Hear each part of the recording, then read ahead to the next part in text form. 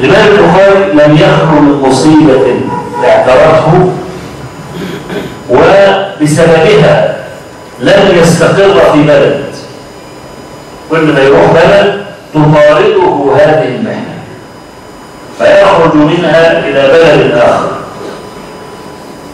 حتى أنه دعا على نفسه بالموت فلم يبق إلا شهرا واحدا ومات رحمة الله عليه. سمعه بعض تلاميذه في الليل وهو يقول: اللهم إنه ضاقت علي الأرض بما رحبت فاقبضني إليك، فما مر شهر حتى قول. وطبعا ده بعض الناس قد يتصور إن هو معارض لحديث النبي عليه الصلاة والسلام: لا تتمنوا الموت. ولا سآتي على الإجابة عن هذا بعد قليل. محنة الإمام البخاري تتلخص فيما يلي: كان هناك محنة في آخر عصر المأمون واستمرت في عصر المعتصم والواثق حتى جاء المتوكل ورفع هذه المحنة. نحن أطلق عليها في الكتب محنة خلق القرآن، أي أن القرآن محدث. وطبعا أنا يعني لا أريد أن أدخل في شرحها، هذا يستغرق وقتا طويلا، لكن أفتى كل علماء المسلمين بأن من اعتقد أن القرآن مخلوق، لأن كلمة مخلوق يعني لم يكن فكان، وأي مخلوق كان عدما ثم كان. وكلام الله عز وجل صفة لازمة له، فعندما تقول القرآن مخلوق يعني كأنك تقول إن الله لم يكن متكلما ثم تكلم. هذا باختصار. وصفات الله عز وجل كلها أزلية، مفيش حاجة اسمها صفة حادثة. لن يستفد اسم الخالق من الخلق، بل كان خالقا قبل أن يخلق، وكان متكلما قبل أن يتكلم. هذه المسألة.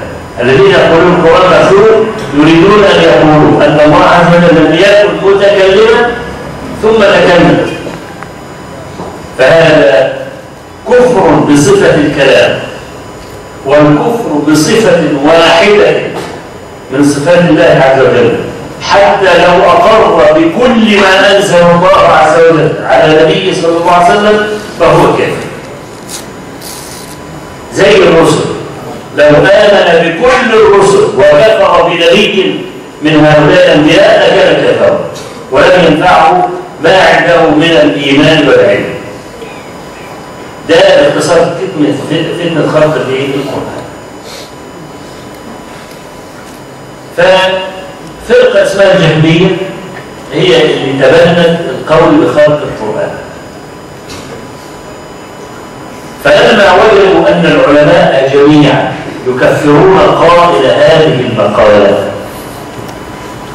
عملوا إلى أسلوب آخر كعادة المبتدع، عايز يحصل نفس الفكرة بس من طريق آخر، فابتدعوا شيئا يسمى اللفظ.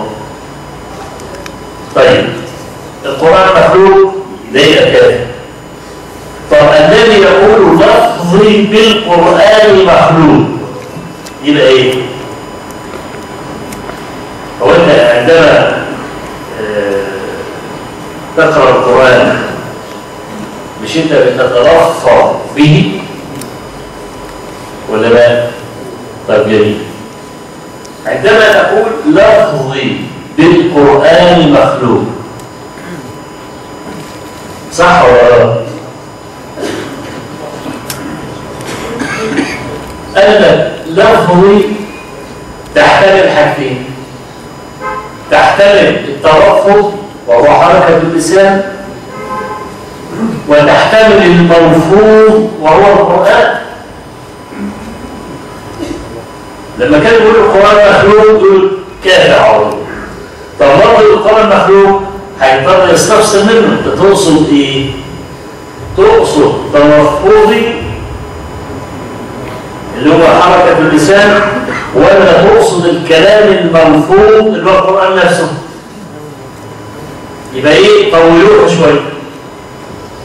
فالعلماء عشان يسدوا الباب قال من قال القرآن مخلوق فهو كافر، ومن قال لفظي بالقرآن مخلوق فهو مبتدع.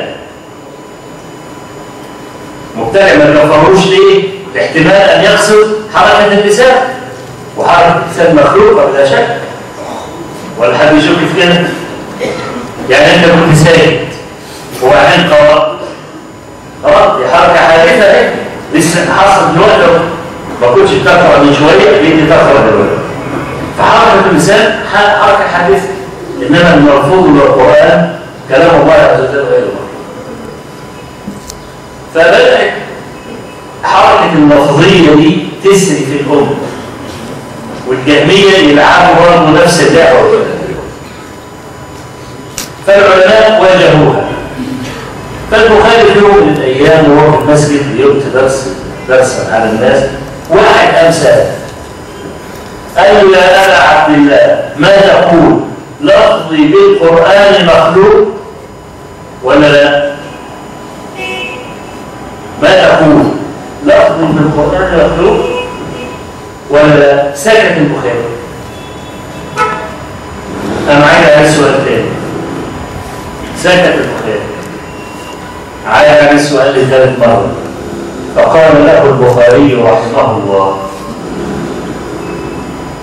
القرآن، شوف كلام البخاري، القرآن كلام الله غير مخلوق وأفعالنا مخلوقة. أفعالنا اللي هي إيه؟ حركة اللسان.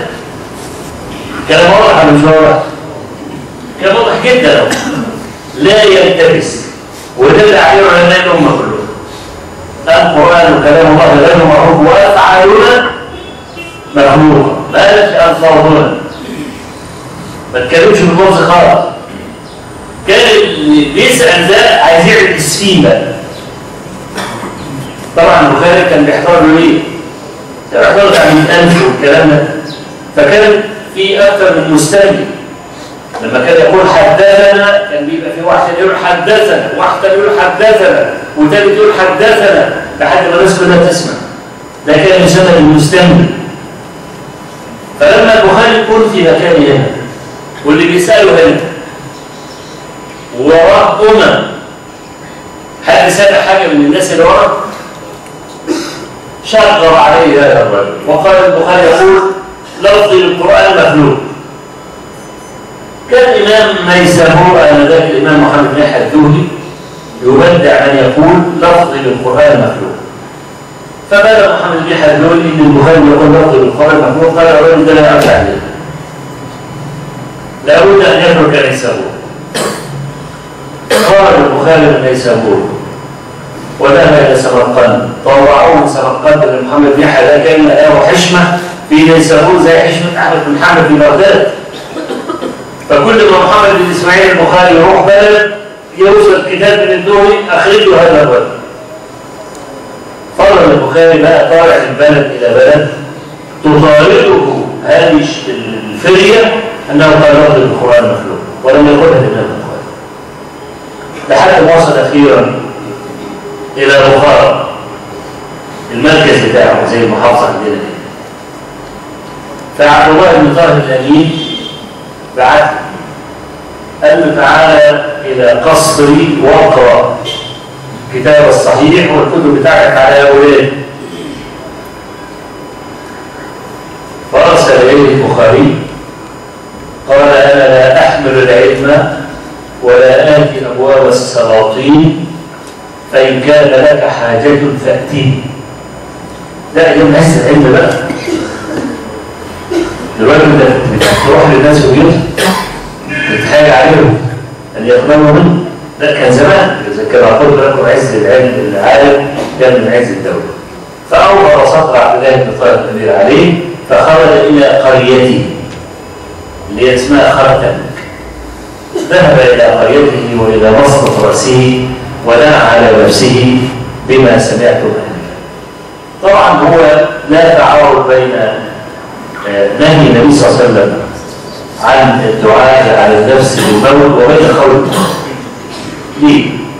النبي عليه الصلاة والسلام إنما نهى أن يدعو المرء على نفسه بالموت إذا عرضت له مصيبة من مصائب الدنيا. أما إذا خاف المرء على دينه فيجوز أن يدعو على نفسه بالموت. واستدل العلماء بذلك بقول النبي صلى الله عليه وسلم: يأتي على الناس زمان يمر الحي على قبر الميت فيقول: يا ليتني مكانك، بسبب كثرة الفتن التي تعتري الناس. واستدلوا أيضا بآثار عن بعض الصحابة كأبي هريرة رضي الله عنه عندما قال: اللهم لا تدركني إمارة الصبيان ولا سنة 60 هجري. قال: اللهم لا أعيش إلى سنة 60 هجري. فمات أبو هريرة سنة 58. سنة 60 دي كانت إمارة يزيد ابن معاوية رضي الله عن أبيه. فليس هناك تعارض بين نهي النبي صلى الله عليه وسلم أن يدعو المرء على نفسه وبين لا نهى عن تمني الموت أو لا تتمنوا الموت. بل البخاري ليلة عيد الفطر من سنة 56 و200 عن 62 سنة إلا 13 يوما.